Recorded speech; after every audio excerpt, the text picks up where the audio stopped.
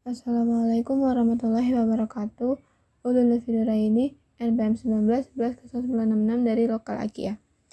Di sini ulun mengambil judul Pengaturan wali nikah dalam hukum keluarga di negara muslim dari kelompok 1. Yang berisikan bab 1 pendahuluan, ada latar belakang, rumusan masalah, tujuan penulisan. Bab 2 pembahasan.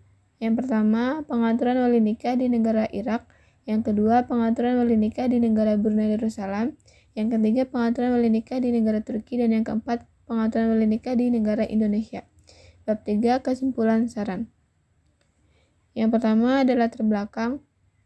Judul ini dilatar belakangi oleh pernikahan yang dilakukan oleh kedua belah pihak, laki-laki dan perempuan, untuk menghalalkan yang haram, atas dasar keriduan dan sukarela dari kedua belah pihak. Kemudian rumusan masalah. Yang pertama ada bagaimana pengaturan wali nikah di negara Irak. Yang kedua, bagaimana pengaturan wali nikah di negara Brunei Darussalam. Yang ketiga, bagaimana pengaturan wali nikah di negara Turki. Dan yang keempat, bagaimana pengaturan wali nikah di negara Indonesia. Kemudian tujuan penulisan. Yang pertama, untuk mengetahui tentang bagaimana pengaturan wali nikah di negara Irak. Yang kedua, untuk mengetahui tentang bagaimana pengaturan wali nikah di negara Brunei Darussalam. Yang ketiga, untuk mengetahui tentang bagaimana pengaturan wali nikah di negara Turki. Dan yang keempat, untuk mengetahui tentang bagaimana pengaturan wali nikah di negara Indonesia.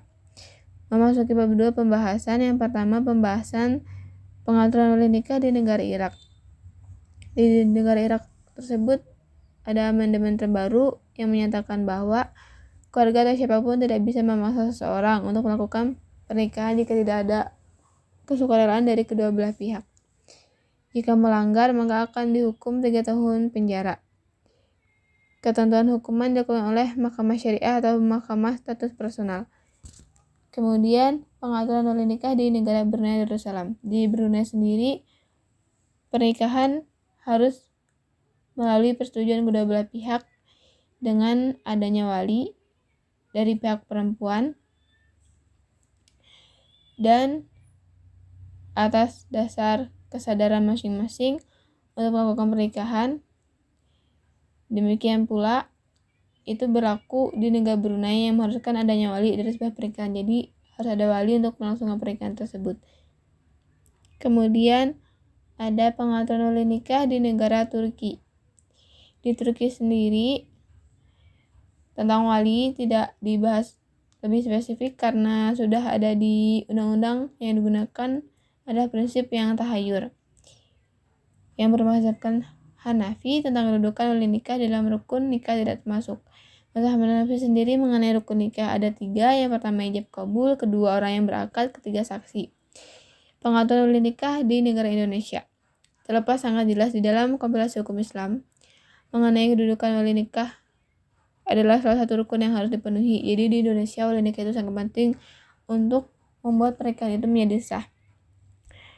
Untuk melaksanakan perkawinan harus ada yang pertama calon suami, kedua calon istri, ketiga wali nikah, keempat 2 orang saksi, dan kelima ijab dan kabul.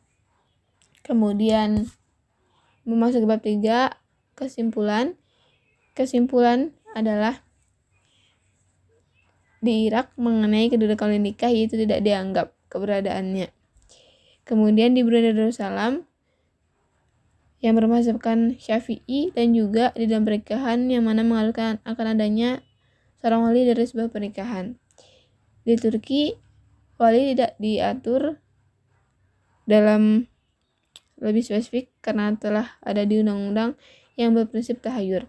Di Indonesia tidak diatur dalam Undang-Undang Nomor 1 Tahun 74, namun menurut Pasal 2 Ayat 1 menyebutkan perkawinan adalah sah apabila adanya seorang wali itu berhadir di pernikahan tersebut. Saran, kami menyadari makalah ini jauh dari kata sempurna dan kekurangan referensi. Oleh karena itu, kami memerlukan saran dan kritik yang bersifat membangun untuk makalah yang akan datang. Terima kasih, sekian dari ulun. Wassalamualaikum warahmatullahi wabarakatuh.